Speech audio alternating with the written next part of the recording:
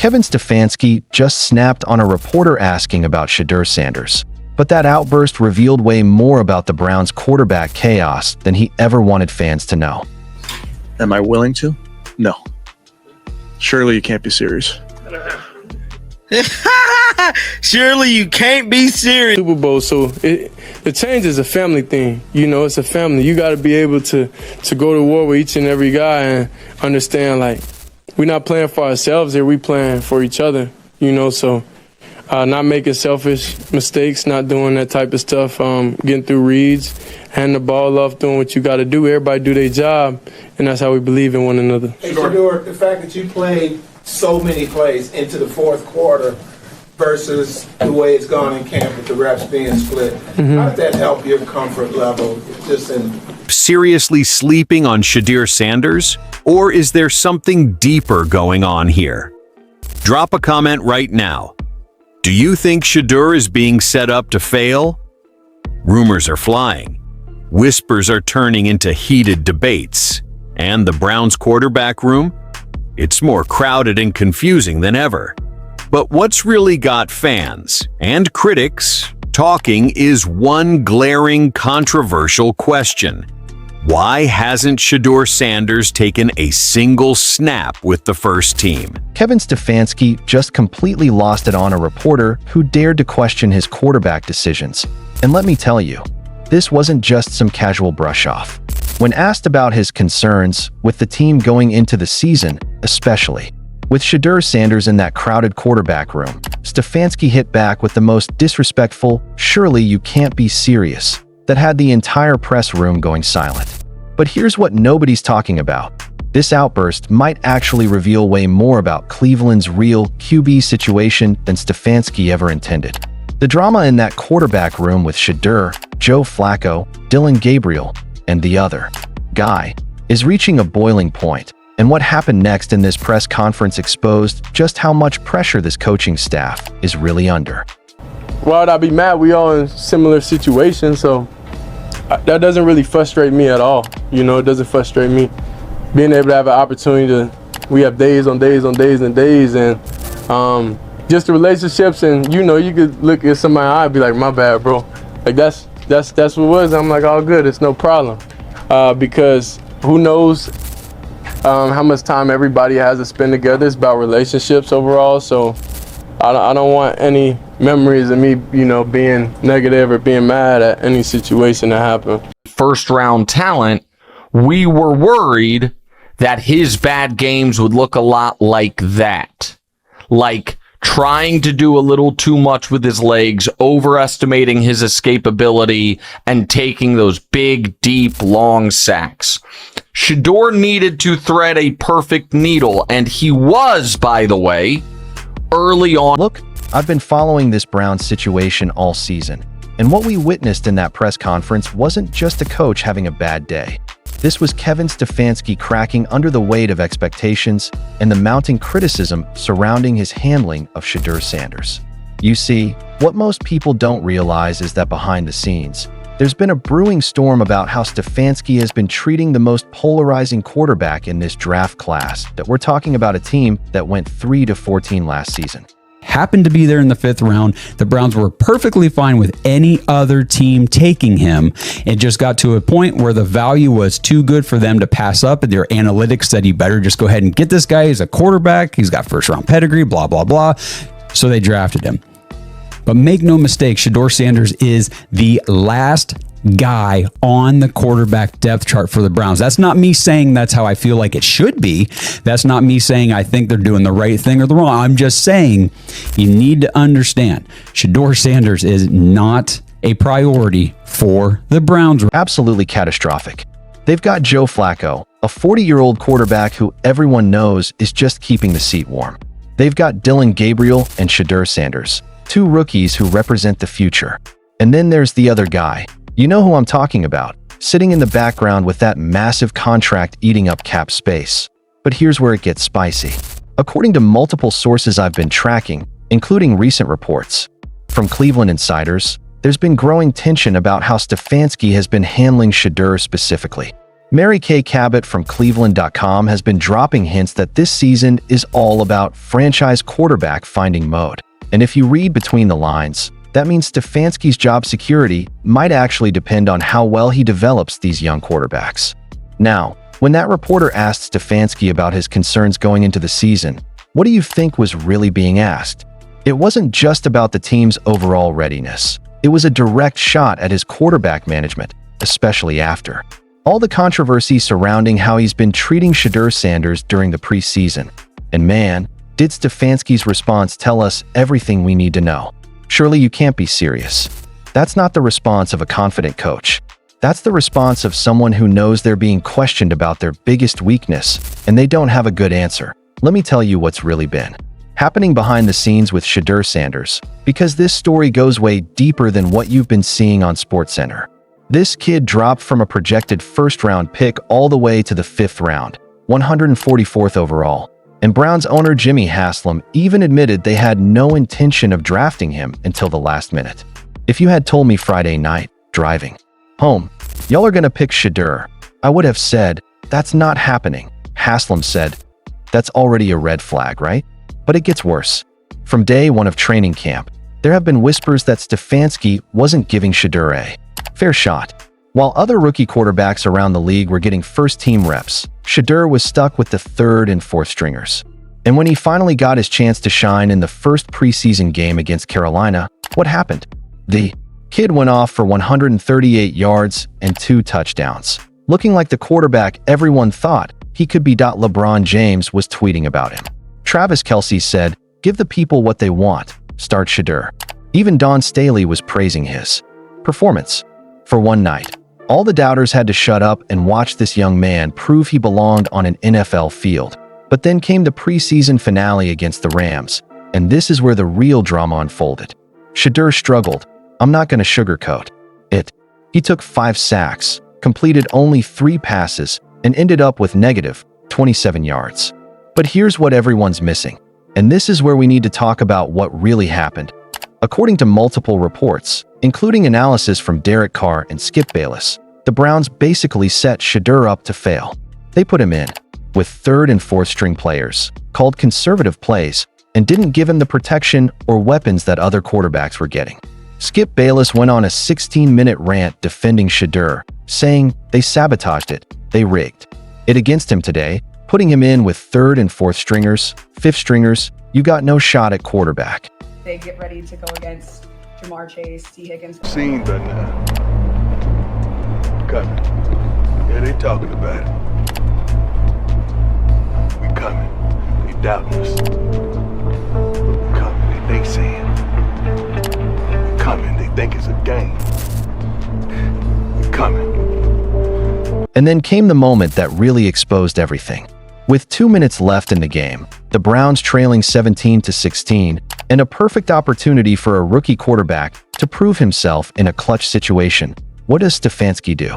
He pulls Shedeur Sanders and puts in Tyler Huntley, a guy they had just signed 3 weeks earlier and would cut the very next day. Think about that for a second. They replaced their 5th-round draft pick, a guy they're supposedly trying to develop for the future, with a journeyman quarterback they were planning to cut anyway. That's not development.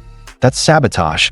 Cameras caught Shadur on the sideline, visibly frustrated, asking for his helmet back because he thought he was going back in. I didn't know I was out, Sanders said after the game. I was powering up for that 2-minute drive because that's just a situation every quarterback dreams for. And what was Stefanski's response when questioned about this decision? Classic deflection. We just felt like we wanted to give Huntley the last drive. No explanation about development. No reasoning about giving the young quarterback experience in pressure situations. Just a weak excuse that made absolutely no sense given they cut Huntley the next day. This brings us back to that press conference moment that started all this drama. When that reporter asked about concerns with the team, they weren't just asking about general team issues.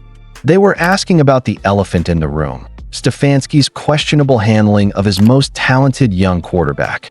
Recent reports from Newsweek and other sources suggest that Stefanski might not be on the hot seat yet, but only because the Browns are in franchise quarterback finding mode. Mary Kay Cabot specifically mentioned that Jimmy Haslam isn't going to hold Stefanski's feet to the fire this year because they need to evaluate what they have in Dillon Gabriel and Shedeur Sanders. But here's the thing.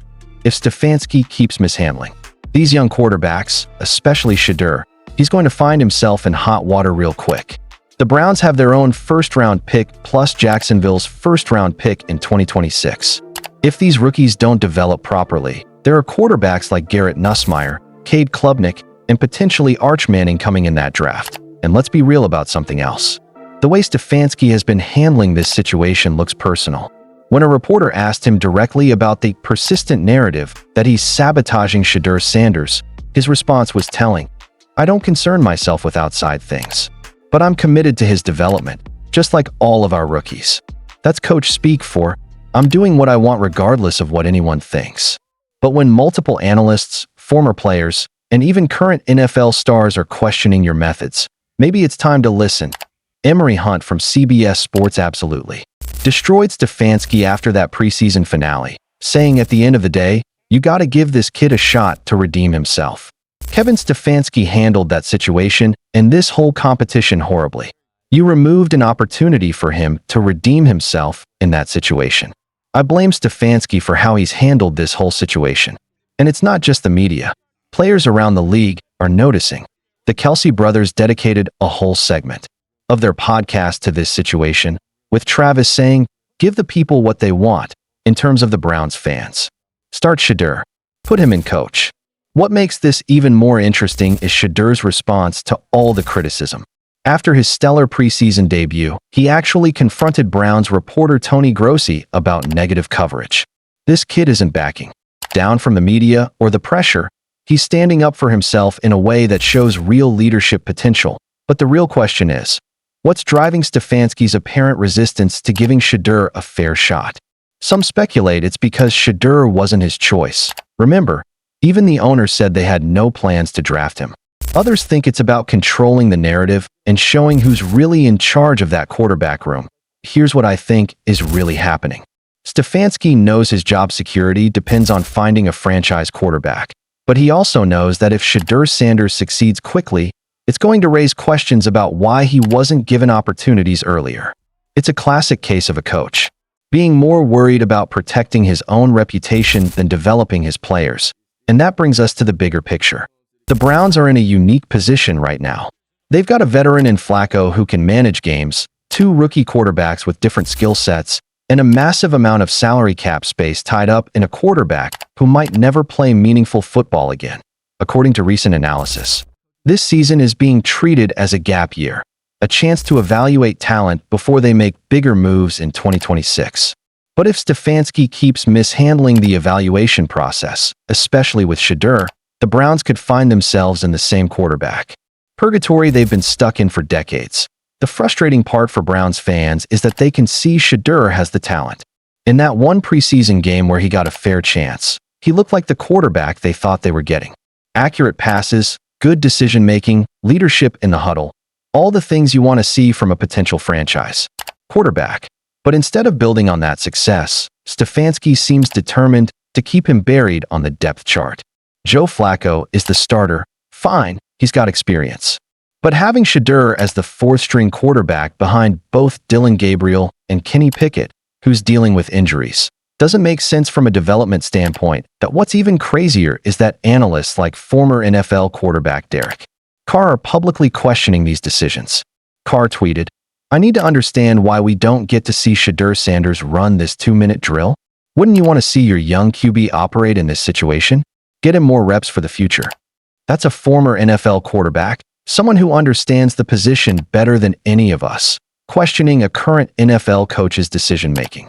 When your peers in the industry are calling you out, that should be a wake-up call. But the most telling part of this whole saga is how it reflects on the Browns organization as a whole.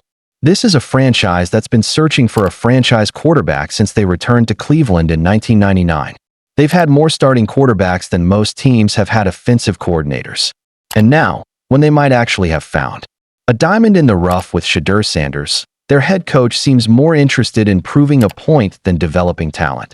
The reality is that Stefanski's defensive response to that reporter's question exposed more than he probably intended. When you're asked about concerns with your team and your immediate reaction is dismissive anger, it suggests you know there are legitimate concerns you can't or won't address. And here's the kicker. As we head into the regular season, all eyes are going to be on how Stefanski handles this quarterback situation. If Joe Flacco struggles, and let's be honest, he's 40 years old, how quickly will Stefanski turn to his young quarterbacks?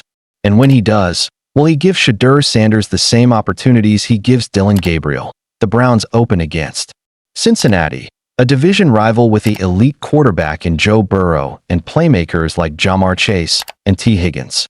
If this game turns into a shootout and Flacco can't keep up, Browns fans are going to be screaming for Shedeur Sanders to get a shot. But based on everything we've seen so far, Stefanski seems more likely to stick with his predetermined depth chart than make the bold moves necessary to unlock this team's potential. And that stubbornness might be exactly what costs him his job in the long run. Because here's the thing about the NFL, it's a results-driven business.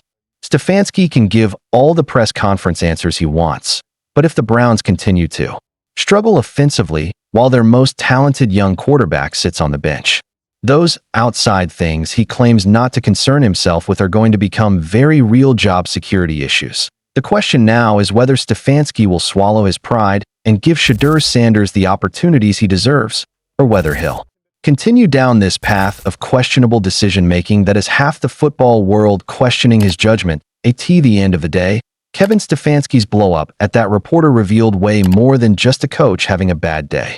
It exposed the underlying tension around his handling of the quarterback position, particularly with Shedeur Sanders. While Stefanski claims he's committed to development, his actions tell a different story. The Browns have a potential franchise quarterback on their roster, but if they keep mishandling his development, they might find themselves right back where they started, searching for answers at the most important position in football. What do you think? Is Kevin Stefanski deliberately holding back Shedeur Sanders? Or is this just standard rookie development? And more importantly, how long before Browns fans demand to see what their young quarterback can really do when given a fair shot? Let me know in the comments below, and don't forget to subscribe for more breaking NFL analysis.